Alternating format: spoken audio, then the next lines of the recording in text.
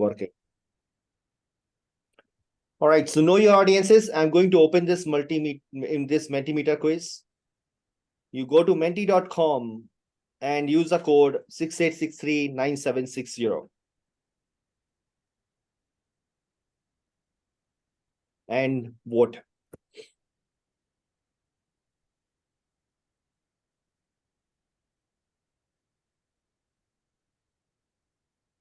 Go to menti.com, use the code 68639760 and let us know about you.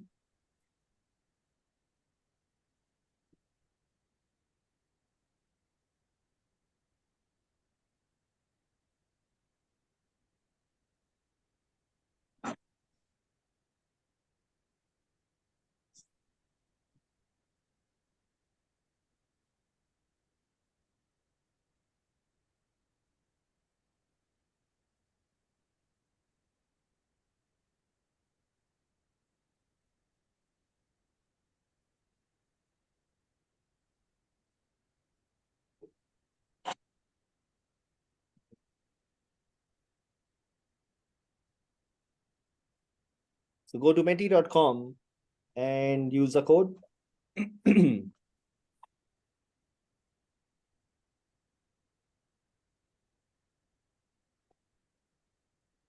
Okay, so I see that most of the people that we have are Scrum Masters and Agile Coaches, and few of them as trainers and others. Okay. All right, let's go to the next one. So the second question that you will see on your Menti as soon as I start it is, what are your common challenges in Scrum?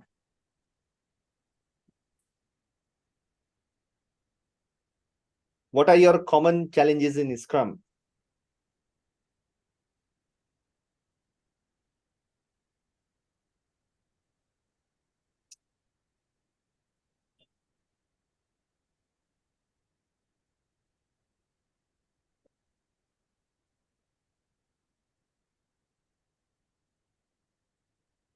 What are your common challenges in Scrum?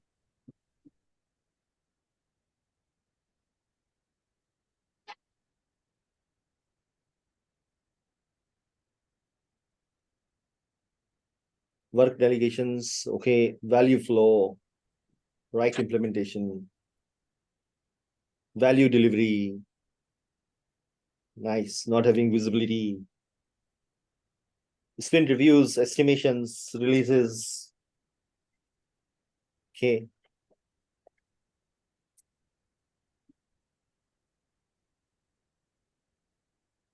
Value delivery is the most selected one, okay.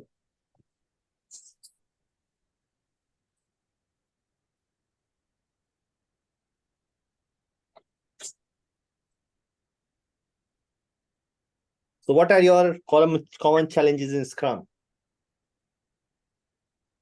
You can see work delegations, sprint reviews, Scrum meeting extensions, large stories, timelines, conflicts, not having visibility, rolled over stories, value delivery.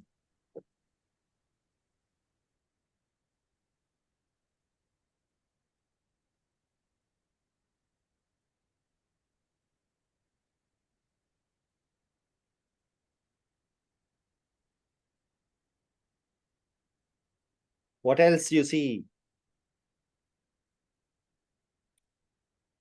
Go ahead.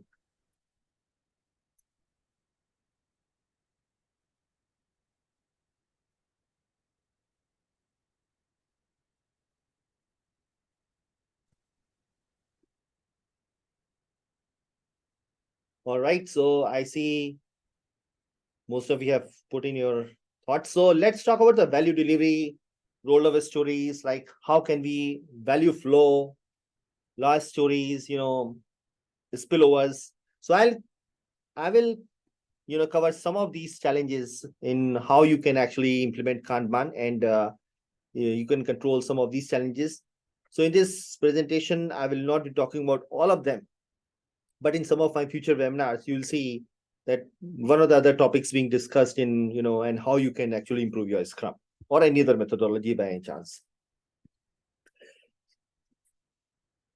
So the first topic that I'm going to cover is the commitment point. So for example, you will see on the board, on the screen, you will see a sprint board, a very simple sprint board. You have a sprint backlog. You have just finished a sprint planning meeting. You have created a sprint backlog, a complete sprint backlog that you have to complete in the next 2 weeks or 3 weeks or maybe 4 weeks. You have just started. You have nothing in progress. You have nothing done. Right? Your commitment point is all the sprint backlog. The entire sprint backlog that you have completed, you have planned in a sprint, that is something that you are expected to, complete. You move forward, you completed some of your Scrum, and then you finished some of the items, some are in progress. There are different types of work that you have, in your Scrum. You move further down the line, and you are mostly 50% above the timeline, and you see a high priority, ticket come in. This high priority ticket is something that you have to take into progress. Right? There's some team that is working with you. Some of your team members might have to stop some work and, go to the high priority tickets. Or maybe 2 or 3 of the people of your team might have to do this high priority ticket. But you can see like done is still waiting to be done. This is one of the syndromes that we have. We define an iteration, let's say a sprint of 2 weeks. Most of the work will go towards the end and then get finished, then gets done. Right? We keep on starting the work, but we know that our sprint review is at the end of the second week.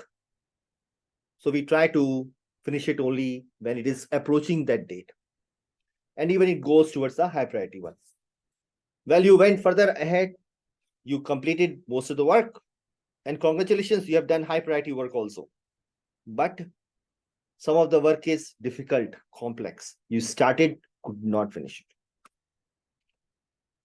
You have something blocked, maybe due to a dependency, due to a high critical bug, that also you couldn't complete. Right? Some of the tickets that you had in your sprint to do, they're unclear. So you couldn't pick them. Though you wanted to do it, of course, you wanted to do entire sprint backlog, but you couldn't. Because there are certain uncertainties. The plan that you prepared in the sprint backlog is based on certain assumptions. There's still some uncertainty. So all the commitment that you did at the start of the sprint is something goes to a spillover. How do you treat your spillover? What do you do if your stories get spilled over? So for that, you may want to, take this quiz. Again, go to menti.com. Same code. You will see the third question popping up. How can you avoid a spillover? What do you do right now? If your stories are spilling over, what do you do? Do you take them back to the sprint backlog? Or better planning for the next sprint? What else do you do? What happens to the stories that got spilled over? Do you let them go as it is? How do you handle those? Oh, that is, so key buffer, better planning is to improve your sprint planning, right? But for the stories that got spilled over in your current sprint, what do you do to those? Do you break them? Do you take them to the next sprint as it is? Break the complex stories, okay? For the stories that got spilled over, what do you do to those?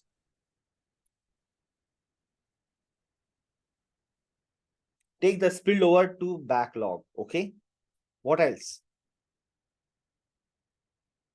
All right, so these are all the improvements that you want to do. Start finishing, stop starting, better planning, don't overcommit, task it over. But, you can keep on thinking about all these, improvements. but still there is spillover.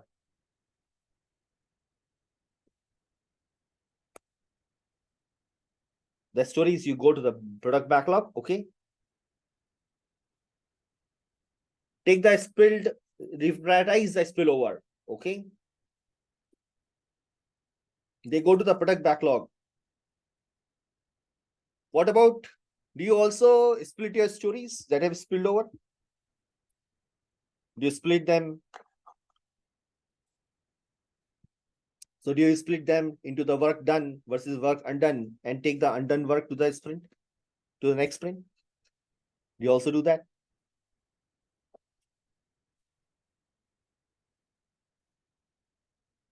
Any other responses? All right, so you understand the spillover is there and it is a problem. I'll tell you what to do if you're using Kanban. But before I tell you what has to be done, let's go to the next slide. So some points to remember while you are, putting up these improvements like better planning, better refinement, all of those. Some points to remember.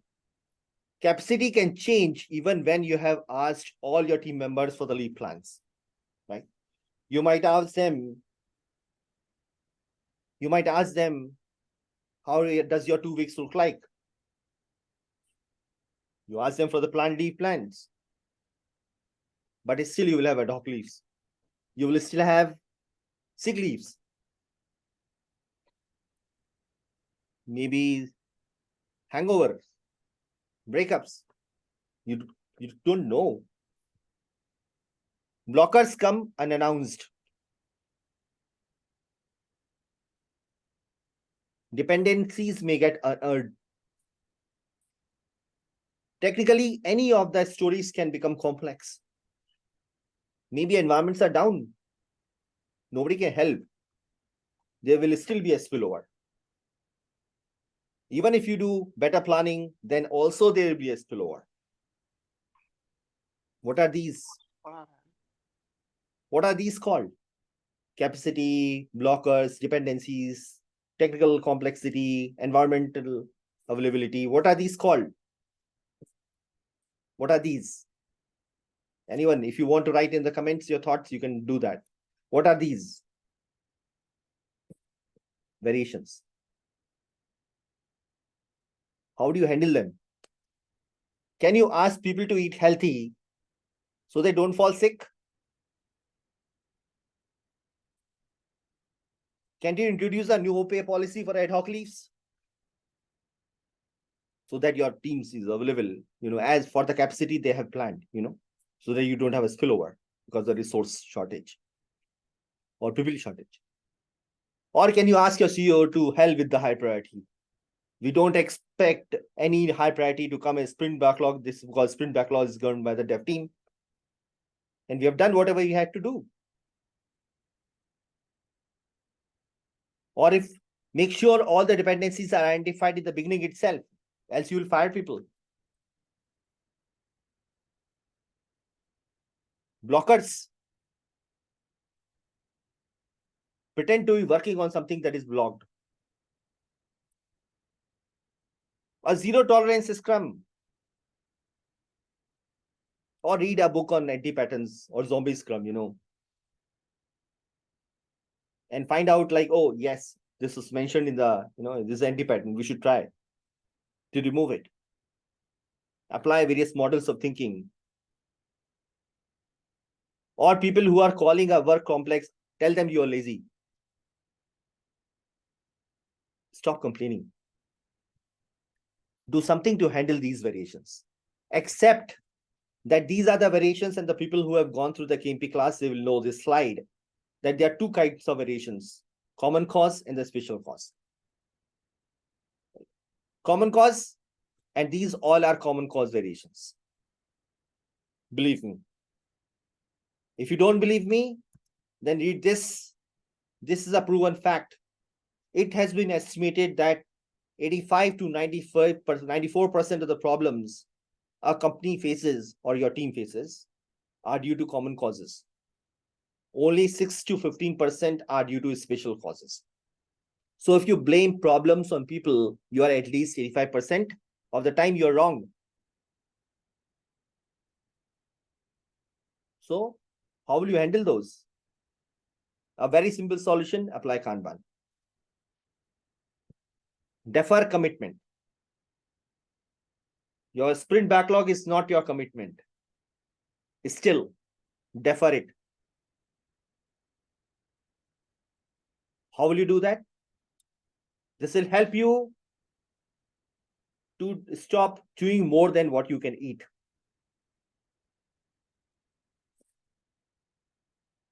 Understand your capacity and then do your work.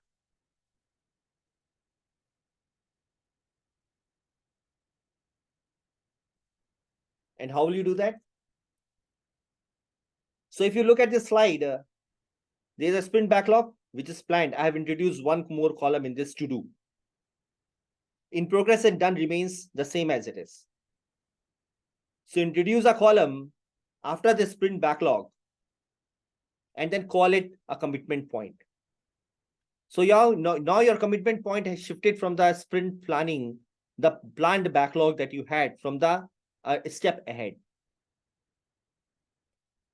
You will only pick up those items in to do which you can do based on your current capacity.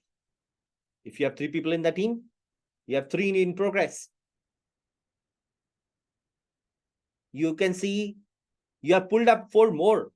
You are committing that we will complete 7 based on our current visibility of the work. There are few items in sprint backlog, they are queued. You have not committed them yet. Introduce a commitment point into your sprint.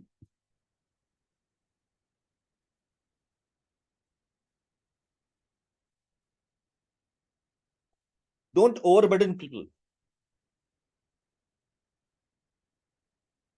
Looks like someone is playing with my slides. Don't overburden people. Give them time to think and innovate. If you start pushing the work, keep on pushing the work on them, they will keep on, working like donkeys, Not that I'm blaming donkeys, but, without thinking how you can improve your current processes. So if you try to complete all this sprint backlog and push them to work over time, they won't improve your process. To improve your process, you have to give them space. And how you can give them space? When you can limit the work. How can you limit the work? By deferring the commitment. Only chewing what you can eat. Don't overdo it. Overcommitment, someone wrote. Better planning. You can't plan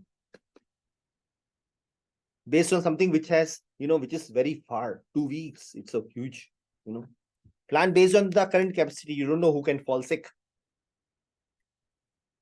Don't overburden people. Start finishing, stop starting. Don't pick up more work in progress until you have completed the ones that you are working upon. Because you don't have to finish the entire sprint backlog. Now, after you have put the commitment point, you are not finishing the entire sprint backlog. You're only finishing the ones that you have pulled in to do. That is the agreement that you have to take with your teams. And that, my dear, will kind of ease your life. You just have to set the expectation, that policy, that you will only pull out that work which you can finish, and this is based on the current capacity of today. Maybe you completed the in progress task after 3 days. After 3 days. But not 2 weeks or 3 weeks in advance. That is one way of implementing the Kanban principle of deferring commitment. And if you introduce the first commitment point after the sprint backlog, you would be able to get most of the improvement, in controlling the spillovers and setting up the priorities with your product. Second topic. Now you have introduced the commitment, but you need to visualize also where is your work. There could be a delay because this person is sick. So for visualization, I have another webinar coming up, that will tell you like what is the right approach, or how will you design the right board for Kanban or Scrum, means Scrum when you're using Kanban. What are the important points that you have to take care of? How can you define your columns? How can you define your swim lanes? How can you use your most popular tool, Jira? The other tools, Kanbanize, maybe Azure DevOps. I can showcase that to you, like how I did it, and how can you create the dashboards, in a way that you focus on the concept of start, finishing, stop, starting, and the commitment point. This commitment point that you introduced to it. So stay tuned. You'll get those webinar links, as soon as we launch it. So coming back to the commitment point. Now, while you are working on the 3 progress items, one person is fall sick, it is not being done. Then you can see 3 people in, one person is working on some of the scope item, which has become difficult. One person is, lucky enough not to get any other complexity. What will you do? You have still not picked up this work. It is still lying in the sprint backlog. You have only committed for these 4. You might want to help this person to complete this difficult task first, rather than these 2 people pulling up the other work. Let's finish it first. Start finishing, stop starting. Now, why can you decide? Because you have not committed for the entire sprint backlog yet. Why? Because you deferred the commitment. You implemented Kanban. You put another column and called it commitment. Sprint plan is a plan, of course. But again, you have to plan. It's a very, dynamic world. So introduce one column. It will help you to address these difficult items also. You have 2 more people, working with you. They can help your team member who is, working on that difficult scope item.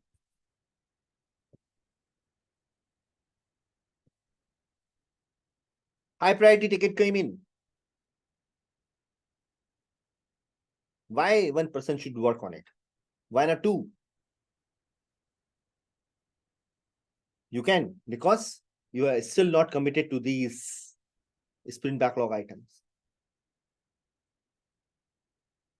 You have created the buffer and the capacity automatically. You don't need to buffer in the start of the sprint itself.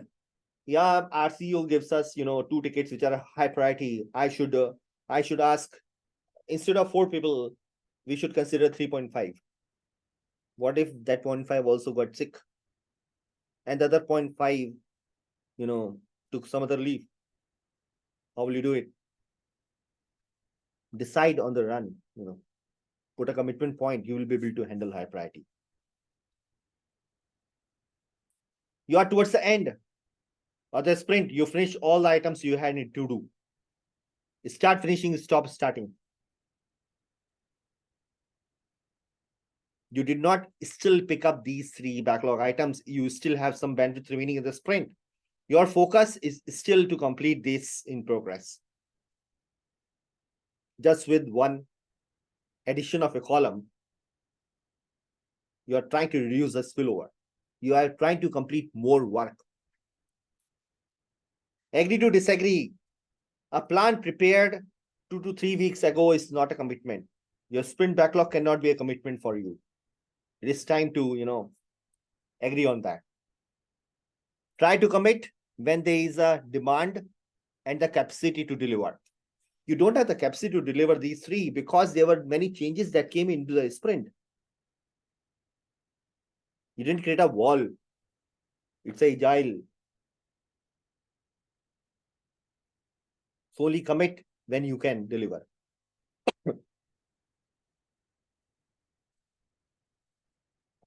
I'll go to the third topic. Whatever questions that you have, feel free to ask, put them in the chat, and we'll come to those questions soon. Who is this? What's this? Any guesses? I'll wait for you to put your thoughts on chat. So you are in a sprint and suddenly you see this. What's this?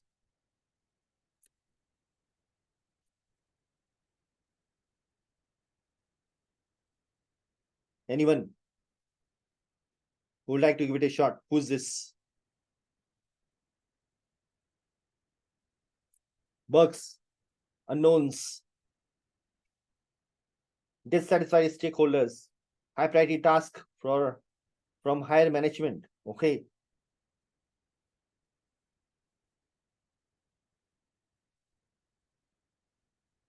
I have one more word for this. Okay, we have one more in the chat. Blocker. Okay. So they can be such surprises, right? So you all agree. But this surprise, I call it as a dependency. It can come in any time. It's very scary because you are a Scrum team. When you brought a story into your Scrum, you had a cross-functional team. You knew that the dependencies, whatever dependencies exist, you would be able to, control it because you have planned it better. How come this came in? You completed your PI planning, you had all the time wasted from all those, utilized from so many engineers, technical leads to carve out the dependencies. How come it came in, And you are a Scrum team. You are a cross-functional team. You should be able to self-manage and deliver the value. You may rent services from the experts, and SMEs, in case such a dependency comes in, you'll try and, find out who can help you. And you might think, we can co-train people on this.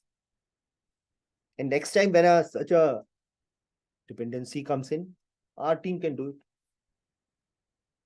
You may want to hire SMEs, experts. Looks good. All of this looks good in theory. All very good when you read any of the guides, any of the blogs, any of the people saying that, okay, you should do this and resolve your dependencies. Have you ever thought the other aspect of this coin? What about who will pay these costs? Who will pay this training cost? Training material preparation cost, logistics, loss of revenue incurred because you could not do the work because of this training. People on this dependency, on this SME work. SME renting cost, SME hiring cost, HR coordination, other coordination costs. Who will pay for this? Don't be oblique of these facts. You yourself are a leader, a coach. Whatever improvements that you suggest, you have to understand that company pays your salary. From where will they cut your costs? Your increments. Think how you can create an auto-scaled model. How can you create your system so advanced that it can handle all these dependencies as they come in? There's some glimpse of it, how you can do it. Again, in progress, you can divide the in progress into multiple parts. Like you can say the in progress which are done by self. In progress which require coordination with other teams. Where you are waiting for others. Isolate and measure. And this is another topic of the webinar. That is something that we'll see again. That how will you handle dependencies in Scrum or in Kanban, and what is the best way, of handling those dependencies. Another topic. How long are your sprints? Again, I'll open this Mentimeter.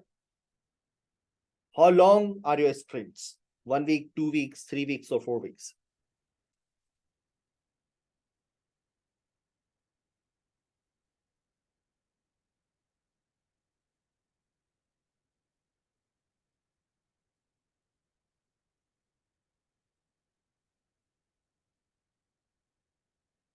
All right, mostly 2 weeks. How long are your sprints? Is it 2 weeks, 3 weeks, 1 week, 4 weeks?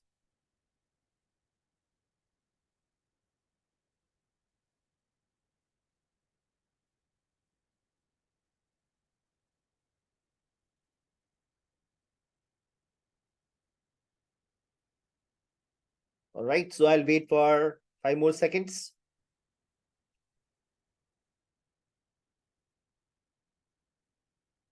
Okay, so mostly 2 weeks or maybe 4 weeks. 1 week is hardly there is any scrum or sprint that anybody plans, but I've seen a few of them planning it also. Who is this? This is a poor product manager. And you ask him or her that he or she should prioritize the sprint backlog in a way that you can maximize the output of the development team 2 weeks in advance, 4 weeks in advance. How? The market is very volatile. If you go to a B2C market, every week there would be a release happening. Every third day there is a release happening. Amazon, Facebook go for an automatic release. Amazon does one release per hour. How can you be planned 2 weeks in advance? And then when you deliver the work and that gets spillover and still it's not done, you blame this guy. Why did he plan it? Why can't he prioritize it correctly? So why do you want to create such a situation? With this commitment point that you introduced, you can also introduce a policy, explicit policy of swapping the sprint backlog items that you did not pick up still. So your current work that is a sprint backlog can become a priority 2, because some other priority 1 work in the sprint in the product backlog has come up, and that is something you can swap easily because you still did not commit on it. This is the power of deferring commitment. You still did not commit for it, you still could do the valuable work within your sprint. Because your commitment point is not sprint backlog, your commitment point is shifted to do. Now, what are these swapping,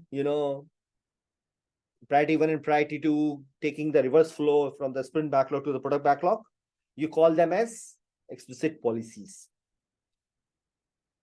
So they are not based on some biased decision of the product owners or the CEO. These are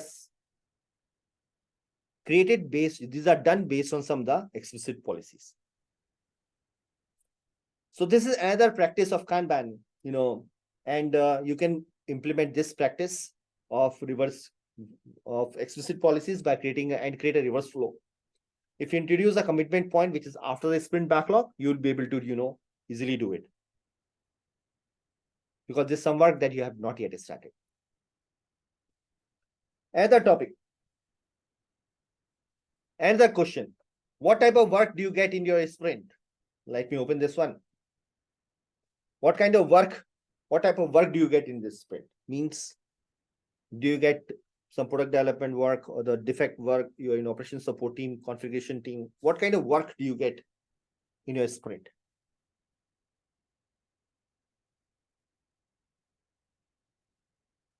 Anyone?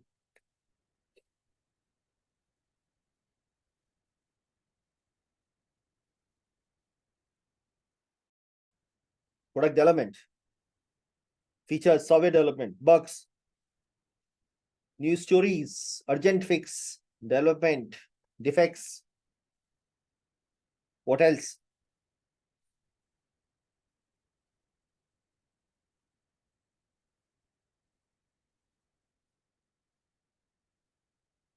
So you get multiple types of work. Right? So it may not only be coding, right? Because if you're doing some feature development or the new feature, there could be some technical feasibility or the dev grooming that you might need to do. How will you develop that feature? What is that technical approach? If you're doing a bug fix, you might also want to see, like, how would you solve that bug fix? before you actually solve it. Some kind of analysis work is also required. Software development, product development, you directly do not jump to the product development. You will see like how your product is actually can be integrated with the other components of the product. Where do you count that?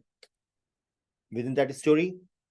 Or do you want to set up a definition of ready so that you can pull up the work which is coding? Doesn't work. That is why you have a spillover. Your definition of ready fails 50% of the times. Still you want to follow it and it will fail again. So it's not only coding that your people have to do. They have multiple categories of work. For example, if you take a new story or a product development, or a new feature into your sprint, you might want to technically groom it first. You might want to ask your leads to technically groom it. Technical grooming is a separate type of work. Defect fixing is another type of work. Urgent fix is a third type of work. Development of the feature is the fourth type of work. So there are different types of work. Find out, organize your backlog in a way that you can see what are the different types of work that you have.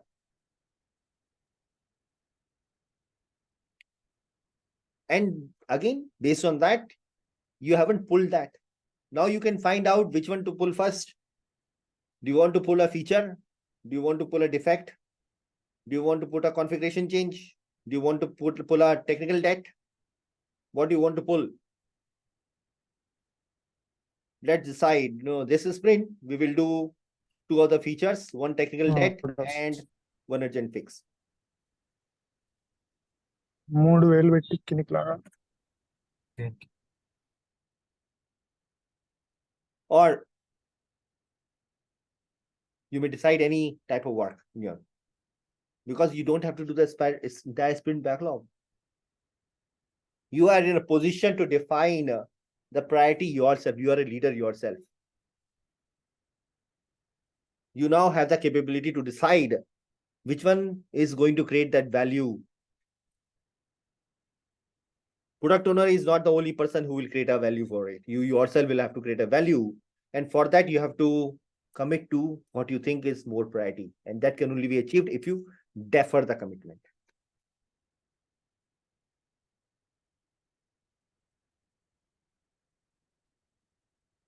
So that is again, type of work. Identifying the type of work is another kind of a Kanban practices, so that you can define you can define the $1 million question. When can you deliver? And why is it needed? You all know about it. So that there are no broken commitments. There is no lost trust. There is no demotivation. There is no loss of business. There is no cost cutting, and not job cuts, no attrition, and no survivability of business. And that is why you want to know when can you deliver.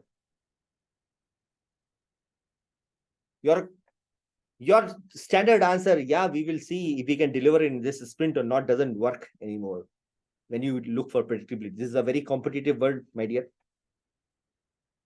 Here you would like to know when you can deliver. You will ask your team as an Agile Coach or Scrum Master. Your leaders will ask you, what do you think? What will you say? We have 70%, we can deliver. What do you mean by that? Which one? Can you deliver the first 4, the next 4, or the entire sprint backlog? Now, when you introduce this commitment point, you can say whatever we have committed in to do, that is something that we will deliver in 2 weeks. But I'm not sure about the other ones which are sprint backlog. We have to see.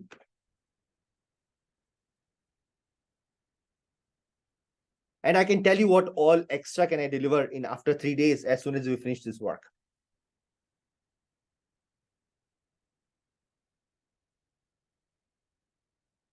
So there are certain measures and metrics in Kanban, that you can follow and apply in Scrum also. For example, you can find out how much time does it take for you from the time you committed, from the time you moved that item into your to-do till the done. And this is something that you can say that this is your predictability in the system.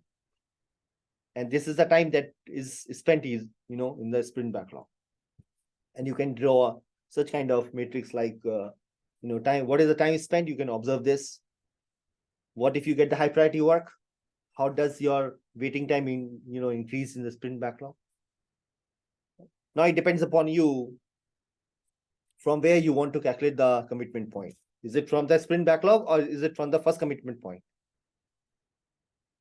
I will suggest start from the first commitment point so that you have some kind of stability and predictability in the system. Here the work is waiting. Let it wait. Here also the work is waiting in to do, but it is waiting after you have committed. Because this plan was good enough for you to say that, yeah, these are the ready columns. Ready. You can pick up once you have the capacity to do it. Capacity to do it. And that is why a to-do column here. There is a concept called as service level expectations. It's not SLA, service level agreement. It is a service level expectations, SLE. That is something that you can implement. What does it say? How much time does it take you from the first commitment point, which is here, up till done? And based on that, you manage the flow of work. And you create the lead time distribution chart. Now, for people who have not done KMP, might sound Greek to them, like what is the lead time distribution? How do you measure the due date performance, predictability? And for that, I have one more webinar coming up, what else can be measured? And how actually you can create the lead time distribution. You can join that webinar. I'll show you, how you can read the graphs. What are the graphs that the tools can provide you? If you don't have the tools, how can you use Excel sheets, to draw that graphs, and all of that. And how you can determine this service level expectations with your customers. But for that, you have to introduce a commitment point. You have to defer the commitment in your sprint. You can't call a sprint backlog the entire commitment. Put a to-do column in between so that you can commit to what you have the capacity, what you can deliver. Now wake up. It's a wake up time, because Kanban can help you. So there are multiple ways of doing the work. Waterfall is also a way, it is not wrong. In waterfall, you used to create a plan for 5 weeks, maybe 5 months, a year. For the people who are doing Scrum for 4 weeks, the work is so complex that you can't make a plan for 1 week or 2 weeks. You have to plan 4 days, 4 weeks in advance. For the people who are doing the work for 2 weeks, you have to plan for 2 weeks in advance. But there is one other way, which is not an agile methodology. It is not an agile technique. It is one other way, evolutionary change management method, which is Kanban. You don't implement Kanban, you apply the concepts of Kanban on your existing process. That can be easily done. You just need buy-in with the stakeholders. Today, we discussed how only one column, introduction of one column, can defer your commitment, can improve your spillovers, can help you set up the expectations with your customers, can help you reprioritize the work, can help you manage the dependencies, can help you manage the blockers, can help the pair programming within the team so that you can start finishing and stop starting. Start finishing, stop starting is a lean management concept. And Kanban, this practice of defer commitment can help you do that. So these are the more webinar practices, more webinar topics that we have.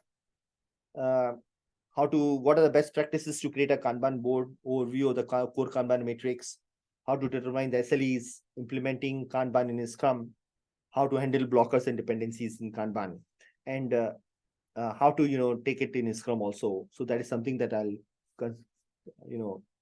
cover it as a flavor of in these topics. What did you learn today? You learned these 6 general practices of Kanban. Visualize, limit the WIP, manage the flow, make policies explicit, implement feedback loops, and improve collaboratively, evolve experimentally. Not all of them, but you did learn visualization. You introduced a commitment point.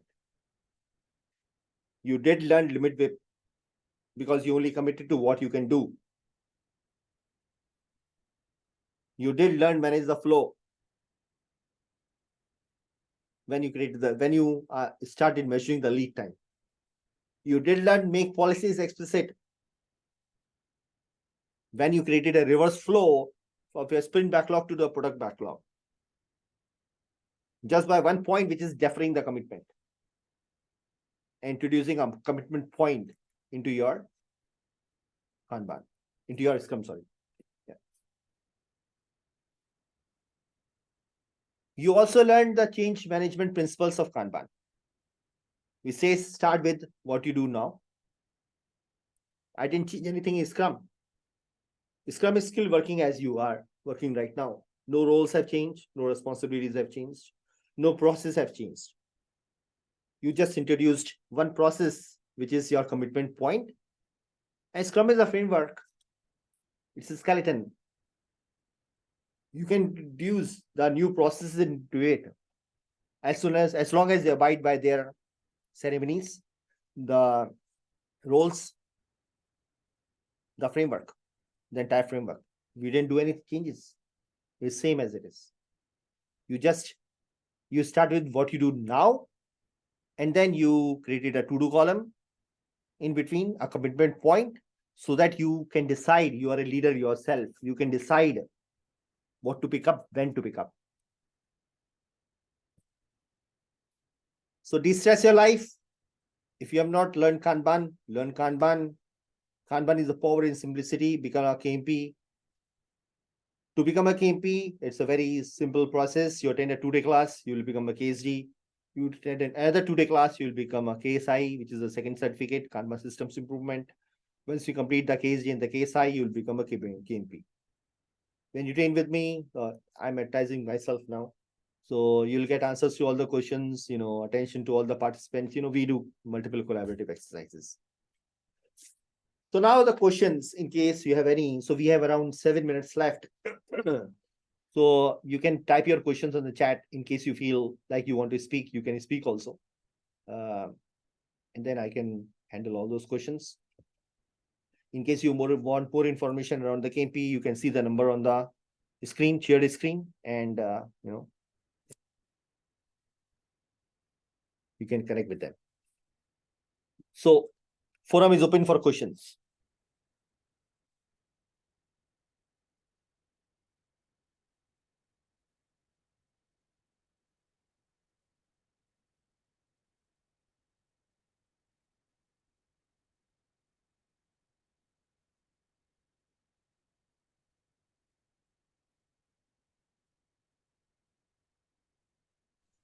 Hi, Vikas. Hey, Manuel. Yeah, thanks for this opportunity. I'm good. Yeah. Thanks for this opportunity, and I appreciate it. So my question is that what if the organization where you are, they have this consistent way of, doing stuff that they are told you that, these are the workflow status, you're not able to change anything, and you feel like, okay, this is a problem. You want to see how you could implement Kanban practices in your Scrum to especially help your Scrum teams with this, rolling over stories and stuff like that. So are you gonna just go ahead and implement stuff, or you want to see how you have to go and reach out to leadership, begin to set up workshops and stuff like that for them to understand the value in that best practice that you're trying to implement? No. So if you have certain workflows, set, and if there's a resistance, in changing those workflows. So this is something resistance, when your organizations come back and say that we have all these workflows set up, they were working earlier, you must make it work now. So there's some kind of resistance that might come in. So in that case, what I'll do, I'll not change anything in the system. So let's say if you are using Jira, you introduce a new label. So you have the entire sprint backlog, you introduce a new label called as to do or start working, or by any name, so that people, and create a kind of a dashboard, which I'll cover in another webinar. Create a dashboard, create a JQL query saying that where label equals to do, show all that in that swim lane. It will give you a visibility what people can start, and make a kind of explicit policy with the people that the sprint backlog is there, we have workflow, but let me know first what you want to work upon. And you might have to do this kind of a some kind of a clerical work over there initially, that you will start putting up the labels to do for all those ones that you have started, and then visualizing, but don't change the workflow. Then start measuring the matrix, and then certainly you will see some shift in the spillovers.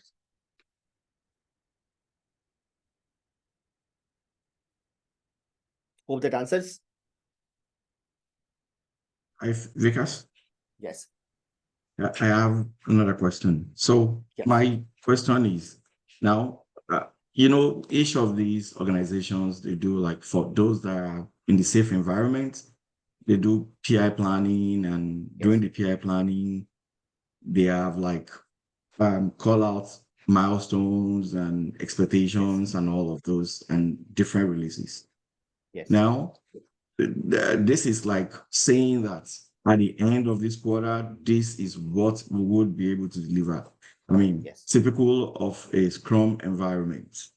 Now, they have an idea of this capacity, because I'm trying to bring my questions towards defining commitments. Now, I know that you have this backlog, and then you want to do the sprint backlog meeting, and you want to commit some work items into the upcoming sprint. Now, in that case, what if you begin to allow, okay, we are going to do these 10 work items, and you move it into the sprint. Everybody say, yeah, it's okay, we can do it. And then you move them into the sprint, and then they start working on it, and they couldn't deliver it. Yes. So in that case, what do you do? Yes. So because initially, initially you have actually based the deliveries based on maybe capacity and all of that, factoring PTOs and some little buffer.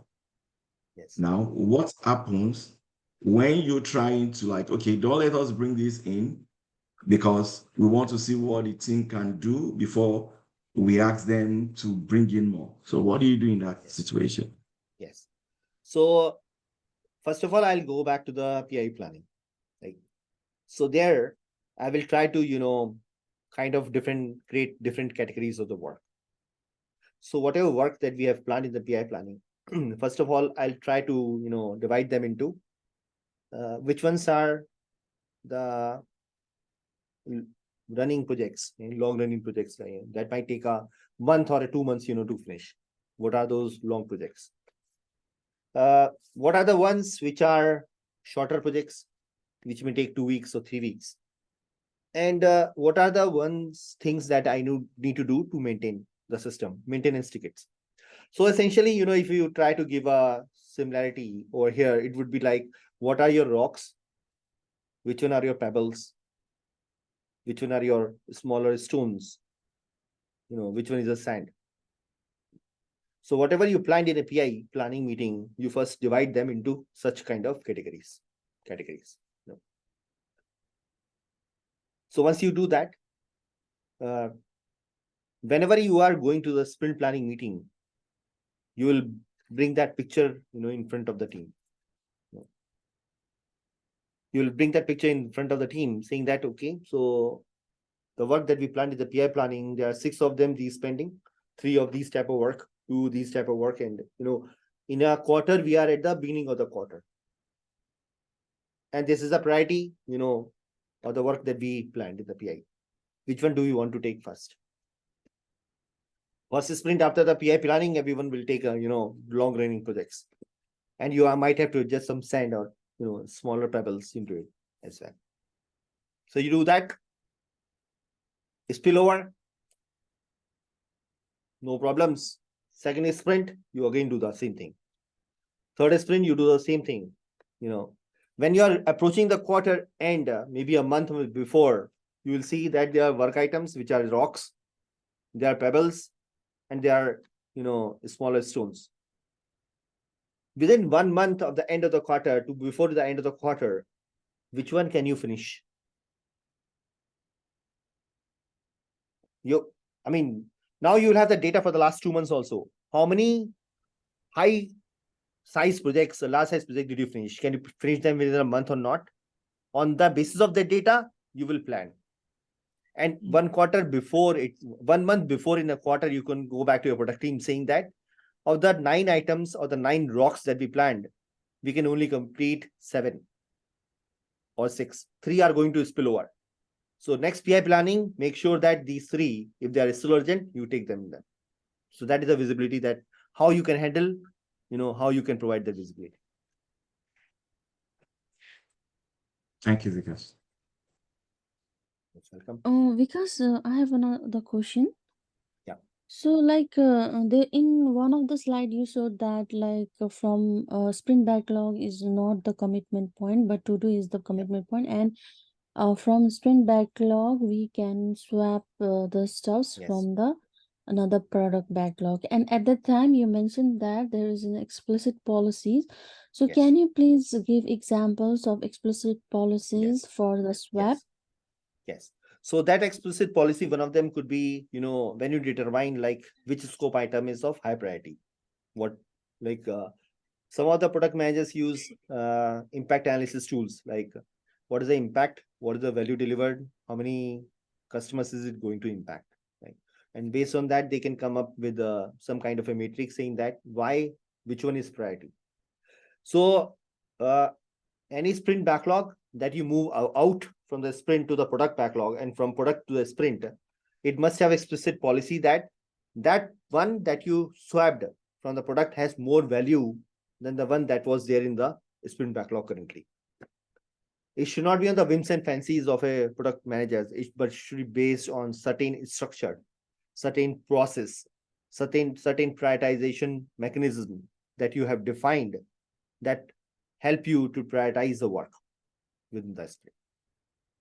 So that could be one explicit policy.